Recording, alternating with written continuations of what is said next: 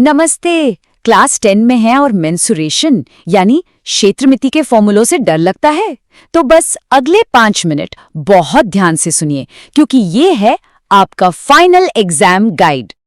क्या ये सारे फॉर्मूले देखकर सिर घूमने लगता है और ऐसा लगता है कि इन्हें याद रखना तो इम्पॉसिबल है? तो चिंता की कोई बात नहीं, ऐसा कई लोगों के साथ होता है। लेकिन सोचिए, अगर इन सभी जरूरी फॉर्मूलों को सिर्फ 5 मिनट में क्रैक किया जा सके तो?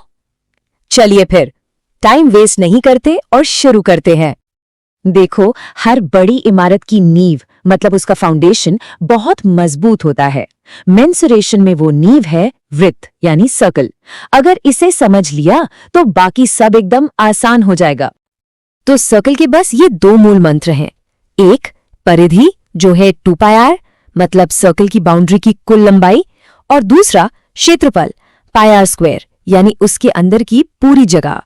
बस इन्हीं 2 फॉर्मूलों से हम आगे की 3D शेप्स को समझेंगे। चलिए अब 2D से 3D की दुनिया में चलते हैं। लेवल अप करने का टाइम है। अब हम समझेंगे शंकु और बेलन को, मतलब कोन और सिलेंडर। पहले शंकु को देखते हैं। देखो, इसकी तिरछी ऊंचाई L निकालने के लिए पाइथागोरस थ्योरम यूज होती है। इसका कर्व्ड सरफेस एरिया यानी CSA है πRL। अब टोटल यानी TSA के लिए बस इसमें नीचे वाले सर्कल का एरिया πr² जोड़ दो तो बन गया πrL + r। और वॉल्यूम वो है 1/3 πr² h। बस हो गया। अब आते हैं बेलन पर। इसका CSA है 2πrh, TSA है 2πrh + r और वॉल्यूम πr² h। अरे, ये वॉल्यूम का फॉर्मूला तो कुछ जाना पहचाना लग रहा है ना? यही तो शंकु से इसका कनेक्शन है। इन दोनों के फॉर्मूलों में कितनी मिलती जुलती बातें हैं। और यहाँ एक बहुत मजेदार बात है। अगर एक शंकु और एक बेलन की रेडियस और हाइट बिल्कुल सेम हो तो शंकु का वॉल्यूम हमेशा बेलन के वॉल्यूम का 1/3 मतलब 1/3 होता है। इसका मतलब एक बेलन में 3 शंकु फिट हो सकते हैं। ये 1/3 वाला रिश्ता याद रखना एक सुपर ट्रिक है। चलिए अब आगे बढ़ते हैं गोला और अर्धगोला की तरफ, यानी स्फीयर और हेमिस्फीयर। ये दोनों अक्सर सवालों में एक साथ ही आते हैं तो इन्हें एक साथ समझना ही बेस्ट है। पता है, इनके फॉर्मूले आपस में ऐसे जुड़े हैं कि इन्हें याद रखना बच्चों का खेल है। देखो, पूरे गोले का सरफेस एरिया है 4πr²। तो आधे गोले यानी अर्धगोले का कर्व्ड सरफेस एरिया क्या होगा? बिल्कुल सही, इसका ठीक आधा 2πr²। और वॉल्यूम के साथ भी यही होता है, तो इन्हें हमेशा एक जोड़ी की तरह याद रखो। ठीक है, अब आते हैं सबसे जरूरी हिस्से पर। वो हिस्सा जहां से बोर्ड एग्जाम में सबसे ज्यादा मार्क्स के सवाल आते हैं।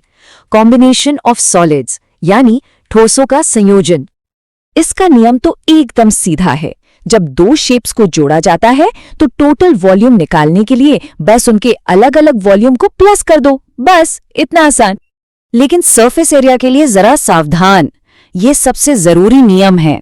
जब 2 शेप्स जुड़ती हैं ना, तो जो सतह बीच में छिप जाती है उसे टोटल एरिया में नहीं गिना जाता। यही वो एक गलती है जो ज्यादातर लोग करते हैं। इस बात को हमेशा याद रखना। अगला बड़ा टॉपिक है एक चीज को पिघलाकर दूसरी चीज बनाना। ये सवाल देखने में बड़े मुश्किल लगते हैं, पर इनके पीछे सिर्फ और सिर्फ एक ही सिंपल सा नियम काम करता है, और वो नियम है शेप बदलती है, वॉल्यूम नहीं। जी हाँ, एक बड़े गोले को पिघलाकर छोटी छोटी गोलियां बना दो या फिर एक तार, उनका टोटल वॉल्यूम हमेशा सेम रहेगा। पुराने सॉलिड का वॉल्यूम = नए सॉलिड का वॉल्यूम। बस यही है पूरा कॉन्सेप्ट। तो अब जब सारे कॉन्सेप्ट्स एकदम क्रिस्टल क्लियर हैं, तो चलिए कुछ फाइनल प्रो टिप्स पर नजर डालते हैं ताकि एग्जाम में पूरे नंबर मिलें। याद रखना, CSA का मतलब सिर्फ घुमावदार सतह, TSA का मतलब पूरी बाहरी सतह। यूनिट्स कभी मत भूलना, एरिया के लिए सेंटीमीटर² और वॉल्यूम के लिए सेंटीमीटर क्यूब। और हाँ, शंकु प्लस अर्धगोला वाले सवाल, पिघलाने वाले सवाल और एक शेप में से दूसरी शेप निकालने वाले सवालों पर खास ध्यान देना। तो अब बताइए, इन सारे कॉन्सेप्ट्स और ट्रिक्स के बाद क्या मेंसुरेशन का कोई भी सवाल अब मुश्किल लग सकता है? बिल्कुल नहीं। अब तैयारी पूरी है। एग्जाम्स के लिए बेस्ट ऑफ लक।